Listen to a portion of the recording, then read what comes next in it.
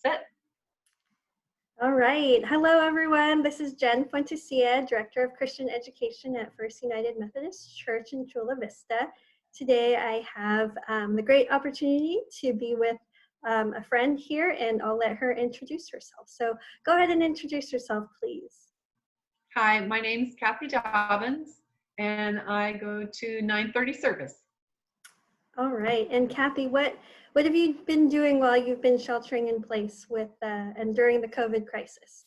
Well, I'm home alone. I don't have any other family members, so I'm pretty free to do whatever I want, of course.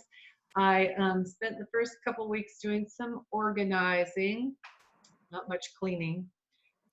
This week I'm making masks, sewing masks.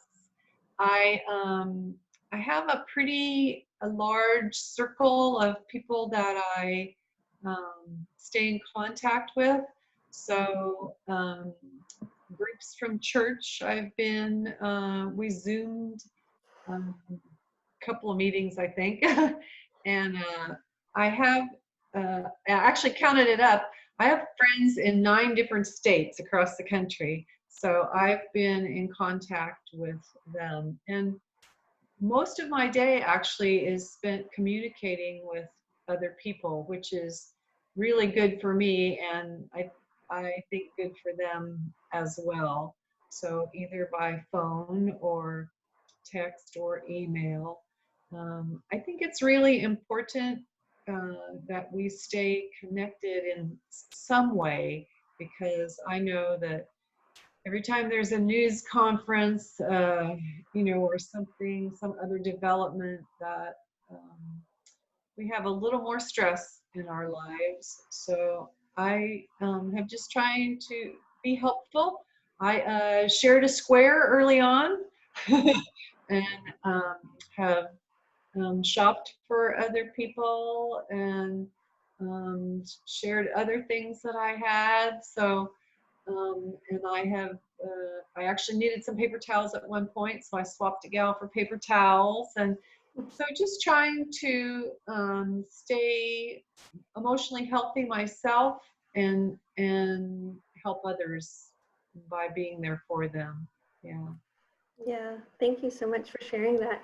What would your normal day look like if we weren't sheltering in place, if we weren't in this crisis? What would a normal day for Kathy look like? Yeah, so normally I don't set an alarm clock. I'm retired. I've been retired a long time, so I don't set an alarm clock unless I have an appointment in the morning.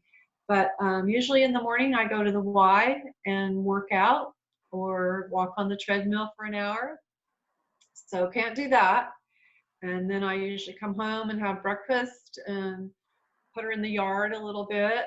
I have a lot of succulents, some of which I've transplanted over the last couple of weeks, and they're doing really well with all the rain. Usually I spend some time with friends most every day in person, and I also volunteer for Friends of the Library here in Chula Vista.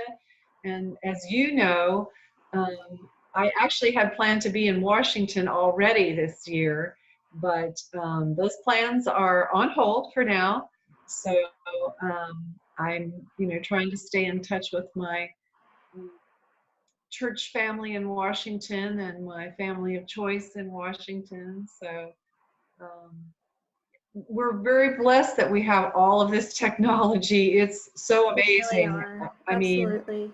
I have a friend in Kansas who is a letter writer. I mean, she actually writes out the letters.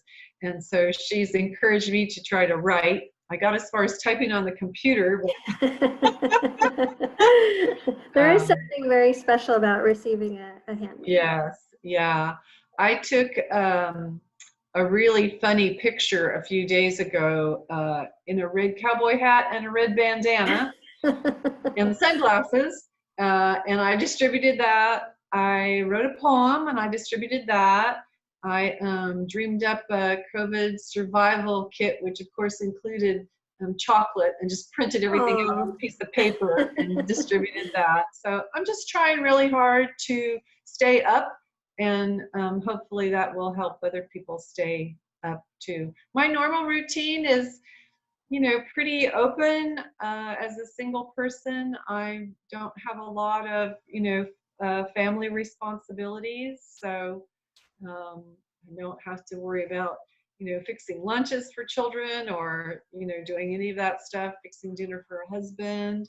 Um, so I have a pretty good life. I'm very, very blessed. Thank you. I would say so as well. Um, is there something that surprised you, you know, in keeping up with the news or now connecting with people maybe that you haven't had connection with in the other states in a long time? Anything that surprised you? I don't personally know anyone who's hoarding toilet paper, which was a good surprise, actually. Um, I am surprised at the greed of some people and disheartened by it, as I'm sure a lot of us are. But I understand that a lot of people are motivated by fear, and that can be huge for people. Um, as far as real surprises, I don't really think so. I have had a few friends tell me that they're going stir crazy. I don't really understand that.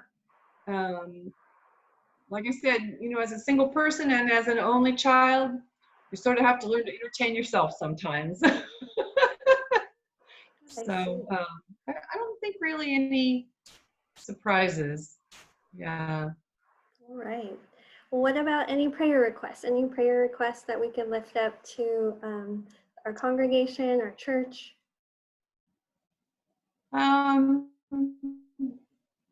I think we all just really need to pray for humanity and our responsibility to our planet.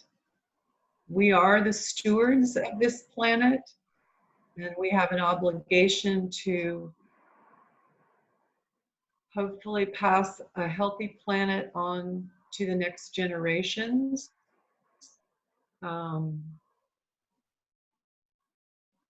I have a lot of mixed feelings about, you know, things that are going on, as most people do, of course. So prayers for everyone around the world, particularly those on the front lines, not just of healthcare or first responders, but the people that are